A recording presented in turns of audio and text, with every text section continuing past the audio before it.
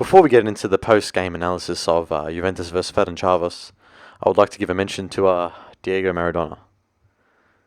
This is a man who, off the pitch, was associated with a lot of addiction to drugs and alcohol, but on the field, what a player he was. I mean, I never got to watch him because I was too young. I was born in 2000, and he was playing, in the 80s and early 90s. But he will be remembered for that well-renowned hand of God goal. And in that same game, that goal he scored from halfway all the way and ran past like 6-7 English players in England against the World Cup quarterfinals in 1986. But yeah, what an incredible talent and an icon of football and a god of football. So he will always be remembered. Rest in peace, Diego. So if we look at the starting lineup before Juventus versus Ferencvaros, we had Paulo Dybala starting, Bernardeschi starting, and Alexandro starting. He was playing his first game in a very long time starting, because he obviously has been out injured. So in the first half, we were looking pretty vulnerable, and the thing was that because Ferencvaros are playing pretty narrow, we found it pretty hard to break the midfield and the defence down, and we couldn't really string many passes together properly.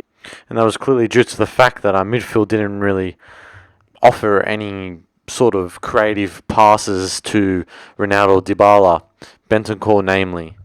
So we found it pretty difficult to break them down for some reason, because they're not really a very good side, and we beat them 4-1 away from home, but for some reason we couldn't really get the job done in the first part of the first half. And this poor start led to a goal which we conceded from Juventini, whoever that is, and he did the Ronaldo celebration.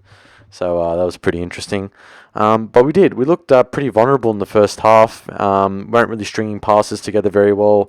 Dybala and Ronaldo weren't really linking up as good as they should be linking up.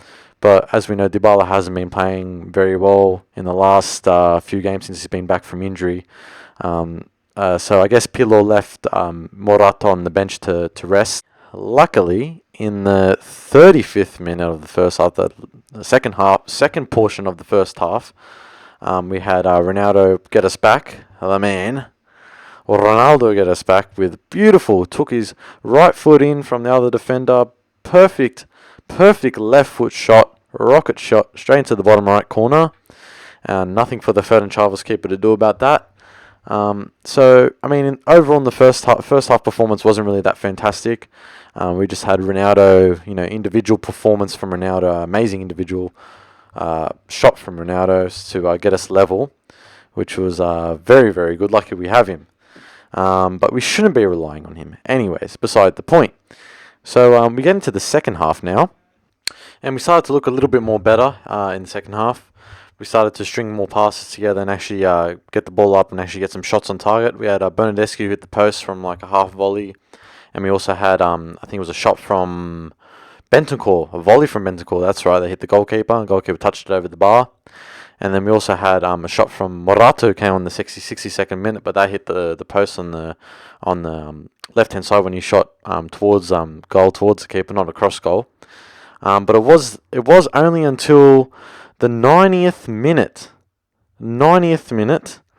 of stoppage time where Morata comes up with a brace goal to secure us in the group stage and advance us through to the knockout rounds of the Champions League. Alvaro Morata. Yes, it is him. Alvaro Morata, who we signed just in the transfer window in September, which was extended because of COVID. And wow, what a signing, right? Comes back after 5 years from when he used to play for us 5 years ago. He was very instrumental in the Champions League. This is Mr. Champions League for us. For Juventus, this is Mr. Champions League. And we're very lucky to have him. And this was, he came up brace, it was good that Pirlo made the substitute for him to come on and take Dybala off, who wasn't playing very well. But Morata's just recently been in a run of form where he's just been on fire. He has just been on fire recently, and it's really, really great to see that grit and that determination that's been missing for a long time up front, especially with Higuain, who did leave us to go to Inter Miami. But wow, yes, Morata secures us, and we advance through to the knockout rounds of the Champions League. But of course, we know that we've secured ourselves in the group stage, and we advance through to the knockout rounds of the Champions League. But we've got to know that we do have Dynamo Kiev up in the next Champions League game, which should be pretty easy. And then we got a big blockbuster game, which is Ronaldo versus Messi, Juventus versus Barcelona. So that'll be very, very, very good. And I'm sure there'll be a lot of neutrals watching that. So that's going to be one hell of a game.